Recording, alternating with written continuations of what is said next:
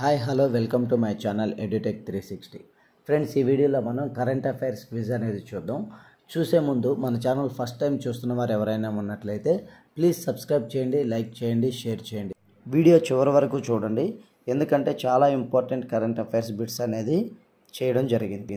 Okay friends, current affairs క్విజ్లో చూసినట్లయితే first question, Olympic Council of Asia అధ్యక్షుడిగా ఇటీవల ఎవరు ఎన్నికయ్యారు? Answer is Randhir Singh.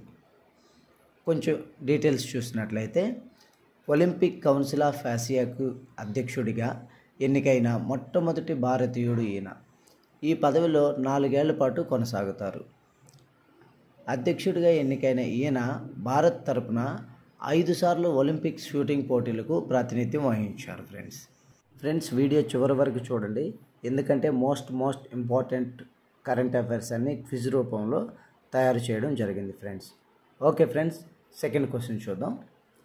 ప్రధాని మోదీ 2024 సెప్టెంబర్లో ఏ దేశ పర్యటన సందర్భంగా semiconductors, digital economy, health care, విద్యా రంగాల్లో సహకారాన్ని పెంపొందించుకోవడం అనే ఒప్పందాలపై ఆ దేశ ప్రధానితో కలిసి సంతకాలు చేశారు? Answer is Singapore. Next question, ఏ నగరంలో సంపూర్ణానంద సంస్కృత విశ్వవిద్యాలయంలో వేద 3D మ్యూజియంను నిర్మించనున్నట్లు ఆ రాష్ట్ర ప్రభుత్వం ప్రకటించింది? Answer is Varanasi. Next question, రాష్ట్రపతి ద్రౌపది ముర్ము గారు 2024 సెప్టెంబర్ 1 నుండి 2027 ఆగస్టు 31 వరకు 3 ఏళ్ల పదవీ కాలం కొరకు ఎన్నవ లా కమిషన్ను ఏర్పాటుకు ఆమోదం తెలిపారు? ఆన్సర్ ఈజ్ 23వ లా కమిషన్. అయితే 22వ లా కమిషన్ పదవీ కాలం 2024 ఆగస్టు 31న ముగియడంతో 23వ లా కమిషన్ ఏర్పాటుకు ఆమోదం తెలిపారు. నెక్స్ట్ క్వశ్చన్ చూద్దాం. ప్రతిష్టాత్మక సింగపూర్ సాహిత్య పురస్కారాన్ని గెలుచుకున్న భారత సంతతి రచయిత ఎవరు? Answer is Prashanti Ram. ఈమె రచించిన 9 యార్డ్ శారీస్కు ఈ పురస్కారం లభించింది. అయితే ఈమె రాసిన తొలి రచన కూడా ఇదే. ప్రతి 2 సంవత్సరాలకు ఒకసారి ఈ పురస్కారాన్ని అందిస్తారు. దీన్ని చైనీస్, ఇంగ్లీష్, మలయాళం, తమిళ భాషల్లో రచనలు చేసే సింగపూర్ రచయితలకు ఈ పురస్కారాన్ని అందజేస్తారు. ఓకే, నెక్స్ట్ క్వశ్చన్ చూసినట్లయితే ప్రధానమంత్రి గ్రామ్ సడక్ యోజన 4వ దశకు కేంద్ర కేబినెట్ ఇటీవల ఆమోదం తెలిపింది. ఈ పథకం అమలు కాలం ఏది? ఆన్సర్ ఈజ్ 2024-25 ఫైనాన్షియల్ ఇయర్ నుండి 2028-29 ఫైనాన్షియల్ ఇయర్ వరకు. అయితే 70,125 కోట్ల వ్యయంతో ఈ పథకాన్ని అమలు చేస్తారు. ఇందులో కేంద్ర ప్రభుత్వం వాటా వచ్చేసి 49,087.5 కోట్లు కాగా రాష్ట్రాల వాటా 21,037.5 కోట్లు. 62,500 కిలోమీటర్ల రోడ్లను నిర్మించడం ద్వారా గతంలో అనుసంధానించని 25,000 ఆవాసాలను ఈ పథకంలో భాగంగా కలుపుతారు. నెక్స్ట్ క్వశ్చన్ చూసినట్లయితే బెస్ట్ కంట్రీస్ ఫర్ 2024 అనే సర్వే ప్రకారం ప్రపంచంలోనే అత్యుత్తమ దేశంగా ఏ దేశం నిలిచింది?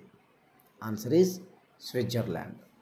అయితే మొత్తం 89 దేశాలు పోటీ పడగా స్విట్జర్లాండ్ మాత్రం మొదటి స్థానంలో నిలిచింది. ఈ దేశం ఈ ఘనత సాధించడం ఇది మొదటిసారి ఏం కాదు, ఇది వరుసగా 3వసారి. జపాన్, అమెరికా, కెనడా, ఆస్ట్రేలియా దేశాలు వరుసగా 5 స్థానాల వరకు నిలవగా భారత్ మాత్రం 33వ స్థానంలో నిలిచింది. ఓకే ఫ్రెండ్స్, క్వశ్చన్ కొంచెం జాగ్రత్తగా గమనించండి. బెస్ట్ కంట్రీస్ ఫర్ 2024లో భారత్ స్థానం ఏది అని కూడా అడిగే అవకాశం అయితే లేకపోలేదు. ఓకే ఫ్రెండ్స్, నెక్స్ట్ క్వశ్చన్ చూద్దాం. ఫిజీ అత్యున్నత పౌర పురస్కారం అయిన honorary officer of the order of the ఫిజీని ఇటీవల ఏ భారతీయ ఆధ్యాత్మికవేత్తకు ప్రదానం చేశారు? Answer is Shri Ravishankar. అయితే ఫిజీ అధ్యక్షుడు రాతు విలియం కటోనీవరే ఈ పురస్కారాన్ని ఈయనకు రాజధాని సువాలో ప్రదానం చేశారు. ఈ భారతీయ ఆధ్యాత్మికవేత్త ఆర్ట్ ఆఫ్ లివింగ్ ఫౌండేషన్ను స్థాపించారు. ఫ్రెండ్స్, ఇదే క్వశ్చన్ను ఇంకొక విధంగా కూడా అడగవచ్చు, అడగడానికి అవకాశం కూడా ఉంది. ఒకసారి అది కూడా చూద్దాం. ఫిజీ దేశపు అత్యున్నత పౌర పురస్కారం గ్రహీత అయినటువంటి శ్రీ శ్రీ రవిశంకర్ గారు స్థాపించిన ఫౌండేషన్ పేరు. Answer is art of living foundation.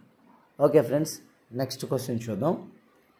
ప్రపంచంలోనే అత్యంత కాలుష్య నగరంగా ఇటీవల ఏ నగరం వార్తల్లో నిలిచింది?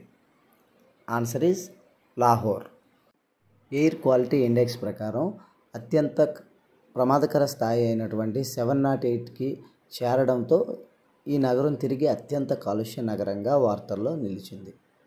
ఓకే ఫ్రెండ్స్, నెక్స్ట్ క్వశ్చన్ చూద్దాం. అంతర్జాతీయ క్రికెట్ కౌన్సిల్ అవినీతి నిరోధక యూనిట్ అధిపతిగా ఇటీవల ఎవరు నియమితులయ్యారు? Answer is Sumathi Dharmawardena. అయితే 2024 నవంబర్ 1 నుంచి ఈయన పదవీ కాలం అనేది అమల్లోకి వచ్చింది ఫ్రెండ్స్. ఈయన శ్రీలంకకు చెందిన న్యాయ నిపుణుడు. 14 సంవత్సరాల పాటు ఈ పదవిలో కొనసాగిన సర్ రోనీ స్థానంలో సుమతి ధర్మవర్ధన్ పదవి బాధ్యతలు చేపట్టారు. నెక్స్ట్ క్వశ్చన్ చూద్దాం. మౌలిక సదుపాయాల ఆధునీకరణ కోసం ఇటీవల భారతీయ రైల్వే ఏ దేశంతో ఉన్న అవగాహన ఒప్పందాన్ని తిరిగి పునరుద్ధరించింది? Answer is Switzerland. అయితే ఇక్కడ క్వశ్చన్ చూసినట్లయితే తిరిగి పునరుద్ధరించింది అంటే ఆల్రెడీ ఈ ఒప్పందం అనేది గతంలో జరిగింది ఫ్రెండ్స్. అది ఒకసారి చూసినట్లయితే తొలిసారిగా 2017లో ఈ ఒప్పందం అనేది కుదిరింది. ఓకే ఫ్రెండ్స్, ఇన్ఫర్మేషన్ నచ్చినట్లయితే మన ఛానల్ సబ్స్క్రైబ్ చేయండి, లైక్ చేయండి, షేర్ చేయండి. అదేవిధంగా మన ఛానల్ విజిట్ చేయండి, ఎందుకంటే latest job notifications, current affairs, అదేవిధంగా జీకే మరియు ఇంపార్టెంట్ బిట్స్ అనేది అప్లోడ్ చేయడం జరుగుతుంది కనుక తప్పకుండా రెగ్యులర్గా మన ఛానల్ అనేది విజిట్ చేయండి friends. And me family and ఫ్రెండ్స్కి షేర్ చేయండి ఫ్రెండ్స్. Okay, thank you.